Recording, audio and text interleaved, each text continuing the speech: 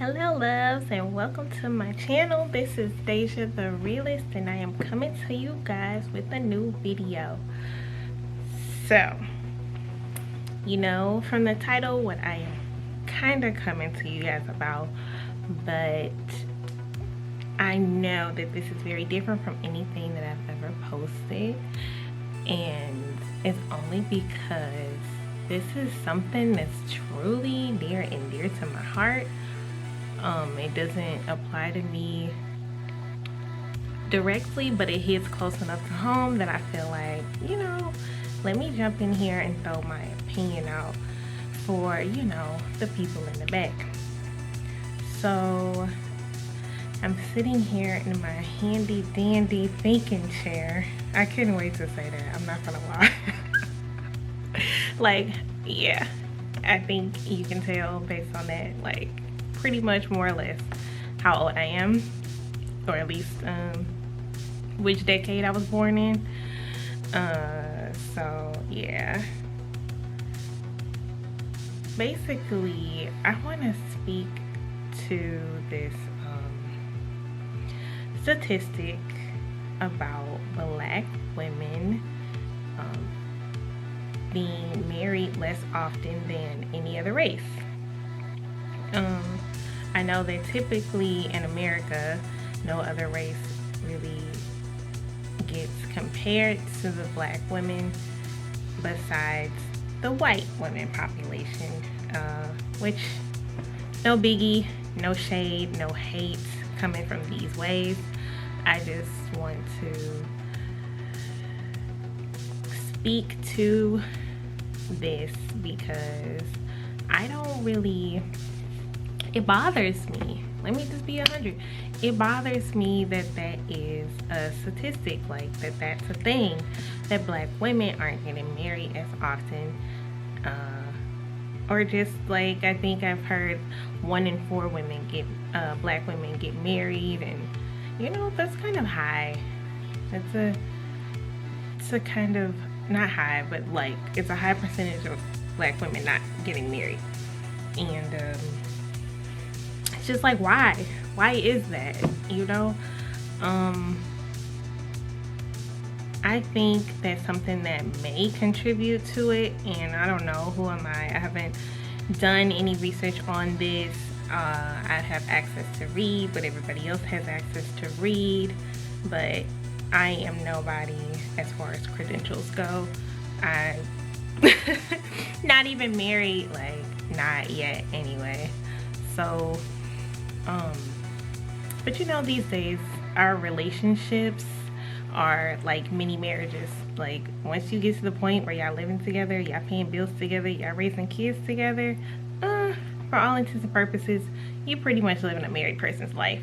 So just because I'm not legally married or whatever, I feel like my relationships have been marriage-like enough to where I can voice my opinion and it's not gonna be totally like left field.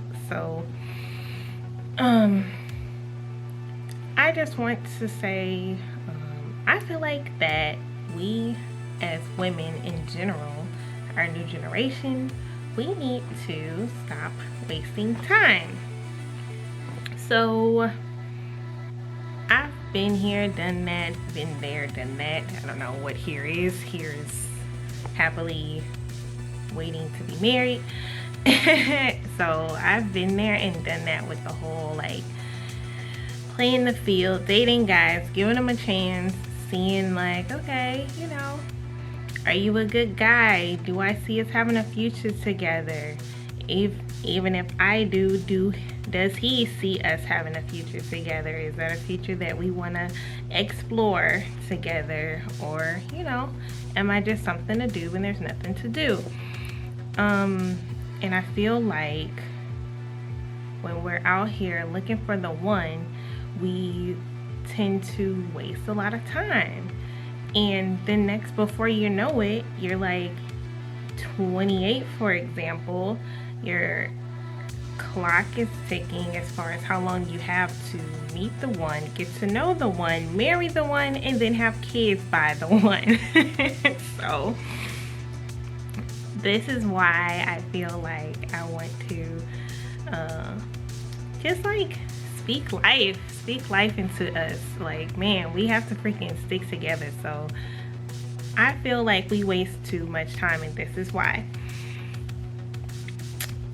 How many times, and obviously I'm not gonna give an answer, do we like spend time talking to somebody, dealing with somebody, and we're like, yeah, I know I'm not gonna marry this guy. Like, I literally said this about a person and then spent 3 years of my life on them, like solely focused on them. So call it a relationship, whatevs. Hindsight, I would rather not, but it is what it is. Like, yeah, I spent my time in a relationship with somebody for 3 years who I pretty much knew the entire time I didn't want to marry. I feel like the same thing goes vice versa with males. However, they're not restricted to the time frame that we have as women, because they can make babies up until they're like 80, whereas we only have until about 35, maybe 40 if you're Janet Jackson, 52 to really, you know, do what we need to do if we do want to have a family. Now, I also noticed that from my experience and my conversations with people more or less my age, that we starting to feel a little bit less compelled to base our life decisions on a big happy family and becoming a wife. And you know, that's cool, that is cool. But I do know for like the average woman, like, you kind of want that like happily ever after. You want to be with somebody who you can love and trust completely, and who makes you feel like the only woman in the world, and just all that good romance and fairy tale stuff. So, you know, if you are being honest with yourself and with that part of you who wants all of that, even if you've given up hope at this point and you feel like you'll never meet this person, one thing is for certain is you definitely won't meet this person if you're wasting time with the wrong person. So it's like the longer you spend on the not ones, or the frogs, whatever you want to call these guys, it's like that's the longer that it'll take you to meet the person that you actually are meant to be with. But don't get me wrong, I feel like there is a you know how they say you know, God can take bad things and use them for good. So I believe that because I've seen it, and more specifically in my life, it's like, although I now see that those 3 years I spent with my ex, I view them as a waste of time now, but I do believe that everything that I went through prepared me. It kind of forms me into the person that I am and prepared me for my husband. You know, does that make sense? So it's like, yeah, I wasted time. Do I regret it? Should I have left sooner? Would I still be as mature as I am, or as knowledgeable about relationships and guys, had I not wasted time with those other losers? Probably not, because it took some time for me to figure out like who I was, what my deal breakers are, what I can put up with, what I can't. I just knocked my phone onto the floor. Let's just pretend that didn't happen. But yeah, like, I did not know those things about myself until I lived through some stuff. And I feel like the same would probably go for most people. It's like, you think you know yourself and what you would put up with, what you wouldn't, but what you think and then what happens in reality isn't always the same. Like, I ain't gonna fake it. I would have thought to myself like, first sign that a guy is cheating on me, I'm leaving him, I'm done with him, all of that. And truth is, it's like, is that really how it goes?